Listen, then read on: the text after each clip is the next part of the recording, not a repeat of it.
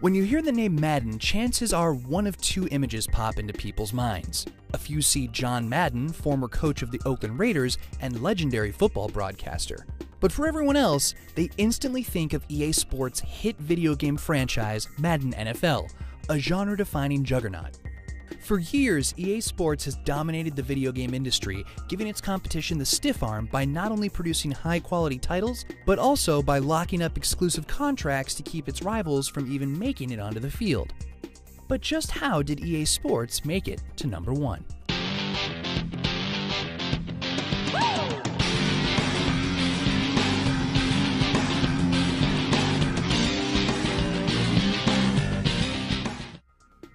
In the early 1980s, Trip Hawkins left his position as Director of Strategy and Marketing at Apple to find success with his new computer game company, Electronic Arts.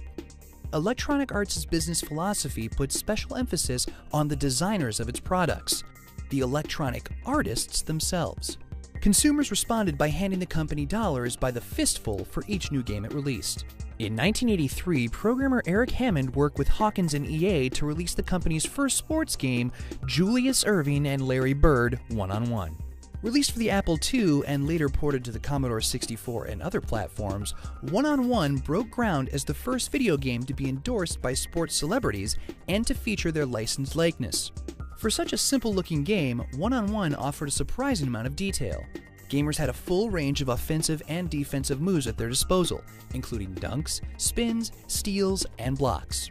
The player's fatigue bar needed replenishing as each match went on. If Dr. J or Bird didn't call the occasional timeout or stop to dribble for a moment, their on-screen avatars would start to move sluggishly and miss shots and blocks. The characters could even shatter the backboard if they dunked too many times. To the delight of players, broken backboards prompted an angry janitor onto the court to mutter curses while he cleaned up the mess. One-on-One was a success, earning great reviews and sales, just as the video game industry imploded in 1983. Electronic Arts' first step into the world of sports was an early sign of the great things still yet to come. Two programmers at EA, Evan and Nikki Robinson, created EA's next sports title, World Tour Golf, which came out in 1986 for the Commodore 64, Amiga, Apple II, and MS-DOS computers. It offered players the most accurate recreations of real-world golf courses that the era's hardware could manage. World Tour Golf also featured the first in-game course editor, giving gamers the chance to make their games as realistic or insane as they wanted. Electronic Arts once again earned glowing reviews and great sales for their efforts, and the company wanted to keep the hits coming. For that, they'd turned to a pioneer of sports video games. Don Daglow, the producer at EA who helped guide World Tour Golf's production, is a self-confessed baseball nut. While a student at Pomona College in Claremont, California in 1971, he created the very first baseball simulator for the PDP-10 mainframe computer. The game wasn't too much to look at, though, said Daglow in an interview with Machinima. Calling it a video game would be a stretch, because of course back then all we had was text, and it was printing on flimsy paper that was only about 2 grades better than toilet paper that went through these really slow ancient printers. Despite those shortcomings, however, the Baseball Hall of Fame in Cooperstown, New York has it on record as the first ever baseball computer game. After he graduated, Daglow started working in the game industry, teaming up with fellow Pomona alum, programmer Eddie Dombrower, to create Intellivision World Series Baseball for Mattel in 1983. The game improved on Daglow's earlier game with colorful graphics and multiple camera angles. However, Mattel didn't want to spend the money on acquiring the MLB license, says Daglow, resulting in players being named after other game programmers. Worse, the stats simulator the duo had wanted to include was scrapped too. But shortly after Mattel's game was published, Daglow was hired by EA as a producer in 1983. And while World Tour Golf was in the works, Daglow once again teamed with Dombrower to create a brand new title, Earl Weaver Baseball. Based on his winning reputation and his penchant for making trouble, Earl Weaver might as well have stepped out of the video game himself. In addition to leading the Baltimore Orioles to 6 division titles, 4 American League pennants, and a World Series championship, Weaver was famous for getting booted from games after getting into blowout arguments with umpires.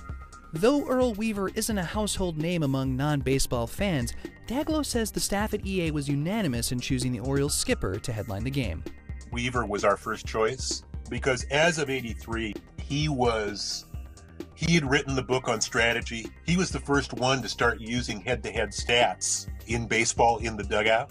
He was a colorful figure, and he was a guy who seemed destined for the Hall of Fame, so that we were dealing with somebody who was very strong. So for all those reasons, it seemed like he would be a good choice. Working with the coach paid off.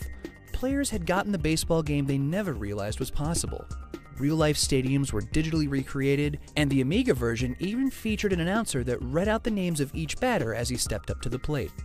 Players could control the game as managers directing their teams, or could take control of the pitchers and batters directly. And like World Tour Golf before it, players had the ability to edit stadiums, teams, and even players, offering the kinds of options and controls that had never been seen before. Critics and consumers loved it, with reviewers naming it the best baseball video game yet. Nearly a decade later, Earl Weaver Baseball even earned a spot in a 1996 issue of Computer Gaming World as one of the best 25 PC games of all time. EA Sports offerings had managed a hat trick with 3 solid, innovative titles in a row. I think if you look at the best games in any category in the history of the industry, if you look down inside the teams so often, you will find that passion for the material and just a love of what people came to work every day loving what they were doing. I know Eddie had that. I know I had that. I know I felt that way about working with Eddie Dombrower. And I think that is something that's true of many of those titles over the year. Once you scratch the surface underneath, you'll see that passion. Daglow and Dombrower had worked out the kinks of making a baseball video game on the Intellivision. By the time they'd gotten together with Coach Weaver, the two made it look easy. Meanwhile, EA founder Trip Hawkins and Joe Ibarra, his second-in-command, were tearing their hair out for over 3 years trying to get their new game, John Madden Football, into the end zone without fumbling along the way.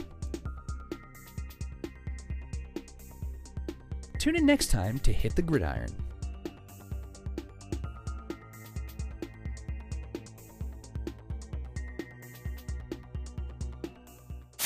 Hallelujah.